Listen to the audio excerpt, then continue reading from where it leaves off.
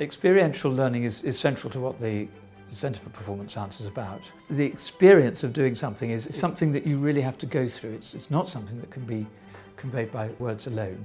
And yet it is what happens at that embodied physical level that very often determines how a performance unfolds. What we're doing with experiential learning is getting performers of different types to experience other people's performance domains.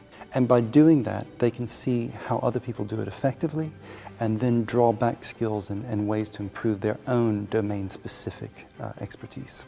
All of us have a sort of primary discipline, but what we're particularly interested in at the Centre for Performance Science is looking beyond that to see how other kinds of expertise can illuminate aspects of our own practice. The conditions under which people perform are really very different from those conditions where they learn.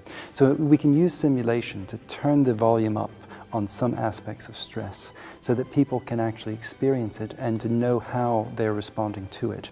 Very often with performance situations, we go through them and we notice only the bad things.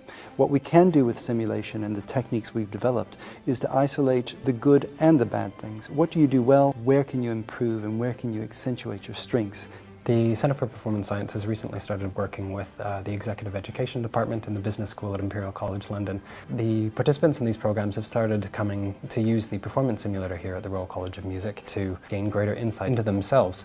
Simulation is a means of interrogating performance. It's a means of bringing performance out into view and exploring what are its characteristics. And the work that we're doing is using simulation to identify something that is important from one world, abstracting it and then representing it so that other people can experience and engage with it.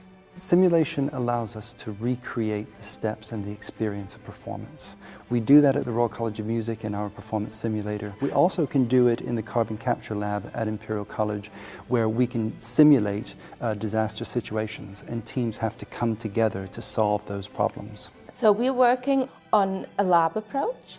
We expose people to uncertainty because these are technical environments they don't know about. So they have like a multiple facet of problem solving. What we're trying to do is to not get one-dimensional or two-dimensional learning, but three-dimensional and four-dimensional learning, right? And that's important for people, that they get fresh ideas, that they're inspired, and that they get this energy out of that. At the centre, we're very keen to recognise and develop the idea of experiential learning as being something that needs to be looked at scientifically. There's so much that you can show but can't tell, or that you can do but can't explain in every area of practice, that addressing that and trying to work out what are the key characteristics that lead to effective experiential learning is work that needs to be done.